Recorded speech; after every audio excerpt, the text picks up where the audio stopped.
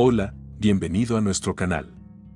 Si aún no te has suscrito, aprovecha ahora para hacerlo y activar las notificaciones. Así no te perderás ninguno de nuestros videos edificantes e inspiradores. Estamos aquí para compartir mensajes que fortalecerán tu fe y te ayudarán a caminar más cerca de Dios. Suscríbete y sé parte de este viaje con nosotros. La Biblia aborda con claridad los pecados sexuales y las profundas consecuencias espirituales que estos traen consigo. Aunque en la sociedad actual estos temas suelen ser minimizados o incluso ignorados, la palabra de Dios permanece firme y directa al respecto. En este video exploraremos 7 pecados sexuales condenados por las Escrituras, entendiendo no solo su impacto, sino también cómo la gracia y el plan redentor de Dios están disponibles para quienes buscan arrepentirse y caminar en pureza. Quédate hasta el final, porque hablaremos de cómo encontrar verdadera libertad en Cristo y del poder restaurador de Dios para cualquier vida marcada por estos pecados. El primero de los pecados sexuales que abordaremos es el adulterio, el cual es claramente condenado en la Biblia. En Éxodo 20:14, uno de los 10 mandamientos declara: no cometerás adulterio. Este pecado se refiere a cualquier relación sexual entre una persona casada y alguien que no es su cónyuge. Según las Escrituras, este acto no solo quiebra el pacto matrimonial, sino que también afecta profundamente la pureza emocional y espiritual de las personas involucradas. Un relato menos conocido de adulterio en la Biblia se encuentra en Génesis 38, con la historia de Judá y Tamar. Tamar, quien había enviudado, quedó desprotegida cuando Judá no cumplió su promesa de darle a su hijo menor como esposo. En un acto desesperado, Tamar se disfrazó como prostituta para seducir a Judá. Este, sin reconocerla, cayó en la inmoralidad sexual y tuvo relaciones con ella. Como resultado, Tamar quedó embarazada, lo que eventualmente llevó a una confrontación cuando se descubrió su identidad.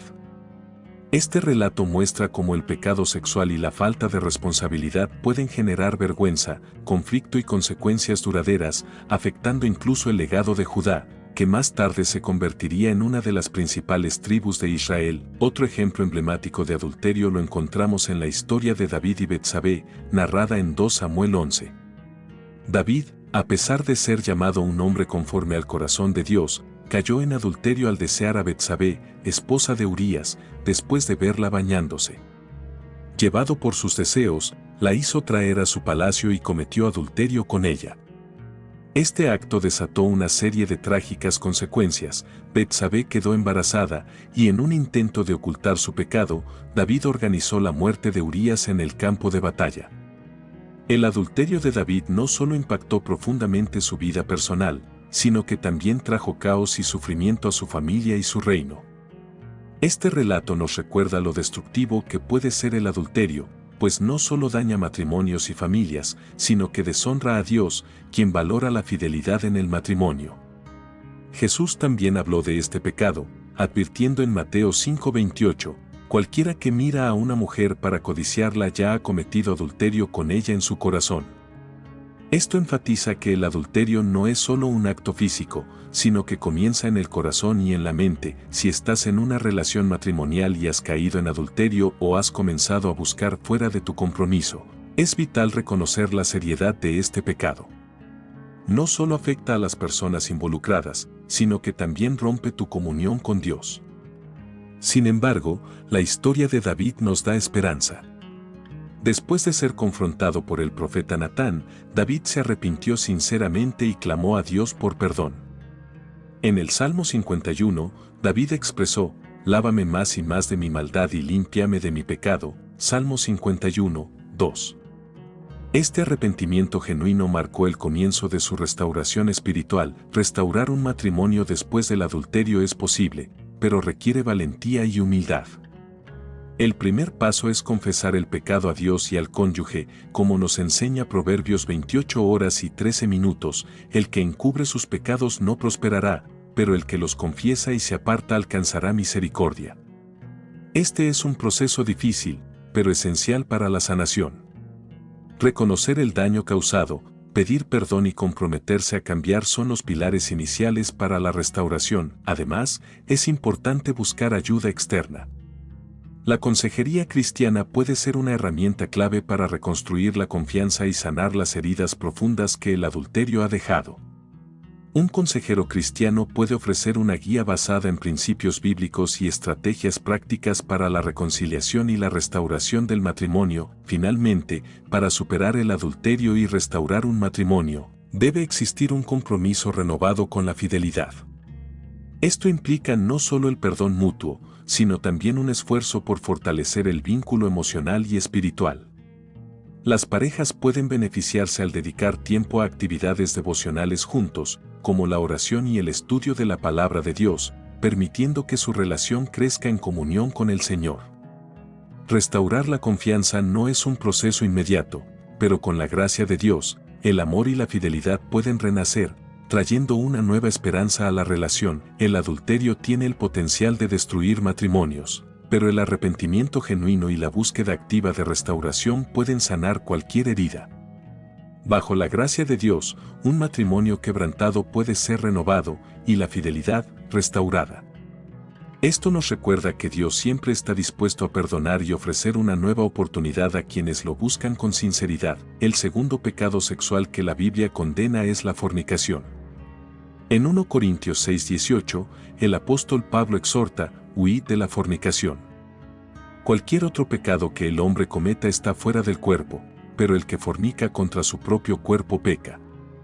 La fornicación abarca cualquier relación sexual fuera del matrimonio y representa una violación al diseño divino.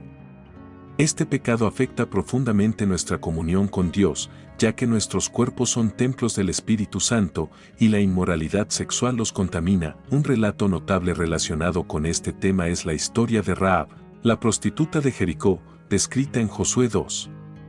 Aunque su vida estaba marcada por el pecado, Rahab demostró fe en el Dios de Israel al proteger a los espías enviados a Jericó. Su fe la llevó a ser salvada junto con su familia, y más tarde, Rahab formó parte del linaje de Jesucristo, mostrando cómo Dios puede redimir cualquier vida, sin importar su pasado. Otra historia significativa es la del encuentro de Jesús con la mujer samaritana en Juan 4. Jesús le confrontó con amor y verdad, señalando que había tenido 5 maridos y que el hombre con el que vivía no era su esposo. A pesar de esto, Jesús no la condenó, sino que le ofreció agua viva, un símbolo de salvación y transformación.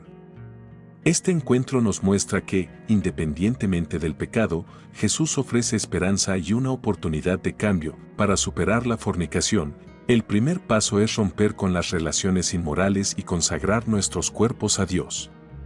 1 Corintios 6, 19-20 nos recuerda que somos templos del Espíritu Santo y que debemos glorificar a Dios con nuestras vidas. Dedicar tiempo a la oración, al estudio de la Biblia y al ayuno fortalece nuestra relación con Dios y nos ayuda a resistir la tentación. Además, tener un mentor o un grupo de apoyo cristiano puede ser invaluable para mantenernos firmes en la fe y en el camino de la pureza. La fornicación puede esclavizar, pero Cristo nos ofrece libertad.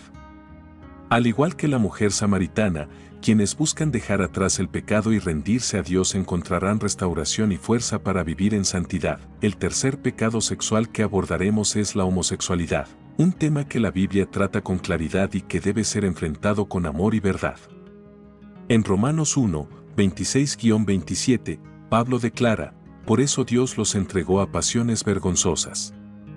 Sus mujeres cambiaron las relaciones naturales por las que van contra la naturaleza.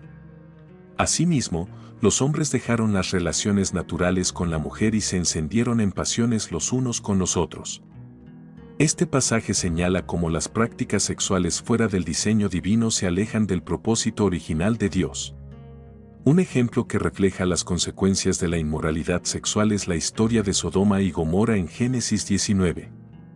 Estas ciudades, conocidas por su depravación, fueron destruidas debido a su rechazo a los mandamientos de Dios.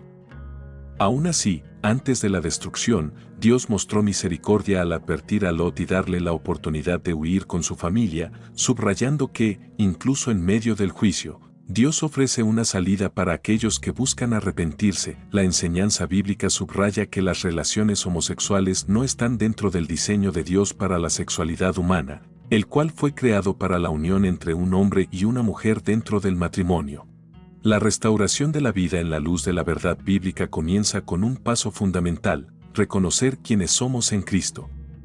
En una sociedad que constantemente nos define por nuestras emociones, deseos o pasiones, es esencial recordar que nuestra verdadera identidad no se encuentra en lo que sentimos o en las tentaciones que enfrentamos, sino en la persona de Jesucristo. La Biblia nos recuerda en 2 Corintios 5:17 que, en Cristo, somos nuevas criaturas. Esto significa que nuestras vidas no están determinadas por los errores del pasado ni por los deseos que nos acechan, sino por lo que Él ha hecho por nosotros. Al comprender nuestra identidad en Cristo, podemos vivir con libertad, sabiendo que estamos llamados a ser transformados y a caminar conforme al propósito divino que Él tiene para cada uno de nosotros. A la hora de restaurar nuestra vida, también es crucial buscar sanidad emocional. Las personas que luchan con cualquier tipo de confusión sexual o identitaria a menudo han experimentado profundas heridas emocionales. Jesús mismo, en Isaías 61:1, se presenta como el sanador de los corazones quebrantados, mostrando que la restauración no solo es espiritual, sino también emocional. Muchos de los desafíos que enfrentamos provienen de traumas pasados, de relaciones rotas o de experiencias que nos marcaron. Solo en Cristo encontramos el poder para sanar esas heridas, porque Él no solo perdona, sino que restaura por completo. La sanidad emocional implica un proceso de sanación profundo, que nos permite liberarnos de las cargas del pasado y avanzar con esperanza hacia un futuro lleno de propósito. Participar en ministerios dedicados a la restauración sexual puede ser un paso crucial para aquellos que desean vivir de acuerdo con los principios bíblicos. Estos ministerios cristianos proporcionan apoyo integral, oración y enseñanzas que ayudan a las personas a encontrar libertad y a caminar en pureza. En muchos casos, el acompañamiento espiritual y comunitario es fundamental para resistir las tentaciones y lograr una transformación genuina. Al rodearse de una comunidad de creyentes, uno puede recibir la fortaleza y el aliento necesarios para mantenerse firme en su fe y seguir adelante en su proceso de restauración. El cuarto pecado que la Biblia aborda es la lujuria, un deseo sexual descontrolado que comienza en el corazón y la mente. Jesús, en Mateo 5:28, deja claro que cualquiera que mire a una mujer para codiciarla, ya adulteró con ella en su corazón. La lujuria no solo se refiere a los actos físicos, sino a los pensamientos y deseos que alimentamos en nuestra mente. La verdadera lucha contra la lujuria comienza mucho antes de la acción física, cuando permitimos que nuestra mente se desvíe hacia pensamientos impuros. Jesús nos enseña que debemos proteger nuestros corazones y pensamientos, ya que de ellos depende nuestro comportamiento. Un ejemplo bíblico clave para vencer la lujuria es la historia de José y la esposa de Potifar en Génesis 39. José, un joven fiel a Dios, fue tentado repetidamente por la esposa de Potifar, quien intentó seducirlo. En lugar de ceder a la tentación, José tomó una decisión radical: huyó. Este es un ejemplo claro de cómo debemos reaccionar ante la tentación de la lujuria, no enfrentarnos a ella, sino alejarnos de inmediato. Además, Job, en Job 31:1, nos da otro ejemplo de cómo controlar nuestros pensamientos y deseos, diciendo: hice pacto con mis ojos, ¿cómo, pues, había yo de mirar a una virgen? Job entendía que la pureza no solo es un acto externo, sino también una actitud interna que requiere vigilancia constante sobre lo que vemos y pensamos. ¿Cómo podemos liberarnos de la lujuria según las Escrituras? Primero, debemos cortar los estímulos visuales. Jesús, en Mateo 5:29, enseña: si tu ojo derecho te es ocasión de caer, sácalo y échalo de ti. Aunque no se trata de una acción literal, este versículo subraya la importancia de eliminar de nuestra vida todo lo que nos induce al pecado. Esto puede incluir evitar ciertos lugares, situaciones o medios de comunicación que fomentan pensamientos impuros. Además, es crucial vivir según el Espíritu. En Gálatas 5:16, Pablo nos exhorta: andad en el Espíritu, y no satisfagáis los deseos de la carne. La clave para vencer la lujuria es vivir bajo el control del Espíritu Santo, quien nos da la fuerza para resistir las tentaciones y vivir en pureza. El quinto pecado sexual que la Biblia condena es el incesto, una relación sexual prohibida entre familiares cercanos. La Biblia es clara en su condena de este pecado, y uno de los ejemplos más trágicos lo encontramos en la historia de Amnón y Tamar en 2 Samuel 13, donde el incesto trajo consigo consecuencias devastadoras tanto para las víctimas como para los perpetradores. El incesto es una violación de la confianza, y las consecuencias no solo son físicas, sino también emocionales y espirituales. Para quienes han sido víctimas de incesto, la restauración comienza con la confesión y la búsqueda de ayuda inmediata. Proverbios 28 horas y 13 minutos dice: el que encubre sus pecados no prosperará, mas el que los confiesa y se aparta alcanzará misericordia. Buscar ayuda, tanto legal como espiritual, es crucial. Las víctimas necesitan apoyo para sanar las profundas heridas emocionales y espirituales que han sufrido. La consejería cristiana juega un papel vital en este proceso, ayudando a las personas a encontrar sanidad y restauración en Cristo. Además, es fundamental buscar justicia, no solo para sanar, sino para restaurar la dignidad y el bienestar de las personas afectadas. Dios es un Dios de justicia y sanidad, y está dispuesto a caminar junto a las víctimas, ayudándolas a sanar y restaurar sus vidas. El sexto pecado que la Biblia aborda es la violación y el abuso sexual, actos profundos. El último pecado sexual que se aborda en la Biblia es la bestialidad, un pecado condenado con gran severidad. En Levítico 18:23, Dios instruye claramente: y con ningún animal tendrás ayuntamiento amancillándote con él. Este acto es una corrupción extrema de la sexualidad humana según el diseño de Dios. La bestialidad no solo transgrede las leyes morales y naturales, sino que también distorsiona profundamente la dignidad de la persona que la comete.